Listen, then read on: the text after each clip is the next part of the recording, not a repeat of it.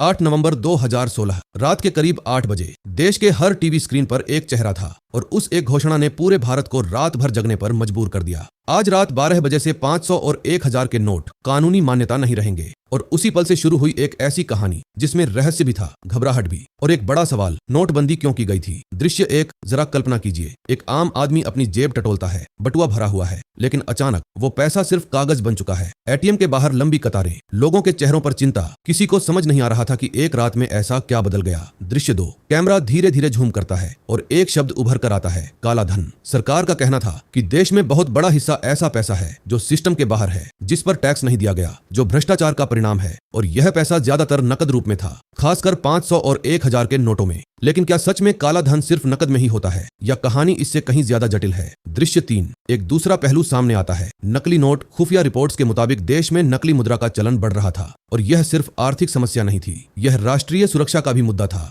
कहा गया कि कुछ पड़ोसी देशों से नकली नोट भारत में आ रहे थे, जो आतंकवाद को फंड कर रहे थे, और नोटबंदी एक सर्जिकल स्ट्राइक थी इस अदृश्य दुश्मन के खिलाफ। दृश्य 4, लेकिन कहानी यहीं खत्म नहीं होती, एक और परत जुड़ती है, डिजिटल अर्थव्यवस्था। सरकार का एक विजन था, कैशलेस या कम कैश वाली अर्थव्यवस्था, जहां लेन देन पारदर्शी हो, ट्रेस किया जा सके और भ्रष्टाचार की गुंजाइश कम हो। नोटबंदी के बाद अचानक digital wallet, UPI, online payments का तेजी से बढ़ना। लेकिन क्या यह पहले से तय योजना थी, या एक ऐसा परिणाम जो बाद में कहानी का हिस्सा बन गया। दृश्य 5, अब रहस्य और गहराता है, क्योंकि जमीनी हकीकत एक अलग कहानी सुना रही थी। बैंकों के बाहर घंटों खड़े लोग, कुछ जगहों पर मौत की खबरें, छोटे व्यवसाय बंद, दिहाड़ी मजदूर बेरोजगार। अर्थव्यवस्था के अनौपचारिक क्षेत्र पर सबसे ज्यादा असर। सवाल उठने लगे, क्या यह फैसला इतनी जल्दबाजी में लेना जरूरी था, और क्या सिस्टम इसके लिए तैयार था। दृश्य 6, एक चौंकाने वाला आंकड़ा सामने आता है। रिजर्व बैंक के आंकड़ों के अनुसार लगभग 99% बंद किए गए नोट वापस बैंकिंग सिस्टम में आ गए। इसका मतलब जो पैसा काला माना जा रहा था वह भी सिस्टम में लौट आया। तो क्या काला धन सच में खत्म हुआ, या सिर्फ अपना रूप बदल गया। दृश्य 7, लेकिन कुछ विशेषज्ञों का मानना था कि यह सिर्फ काला धन पकड़ने का ऑपरेशन नहीं था, बल्कि एक डेटा इकट्ठा करने की प्रक्रिया भी थी। जब लोगों ने अपना पैसा बैंकों में जमा किया तो उनका वित्तीय रिकॉर्ड सामने आया, संदिग्ध खातों की पहचान हुई, और कर विभाग के पास एक बड़ा डेटा आ गया, एक ऐसा जाल जो धीरे धीरे कसता गया। दृश्य 8, समय के साथ कहानी और जटिल होती गई। कुछ लोग कहते हैं कि नोटबंदी ने भ्रष्टाचार पर मनोवैज्ञानिक असर डाला, लोगों में डर पैदा हुआ, सिस्टम पर भरोसा बढ़ा, डिजिटल भुगतान बढ़े। लेकिन दूसरी तरफ आलोचकों का कहना है कि अर्थव्यवस्था की रफ्तार धीमी पड़ी, जीडीपी में गिरावट आई, और छोटे व्यवसायों को संभलने में सालों लग गए। दृश्य 9,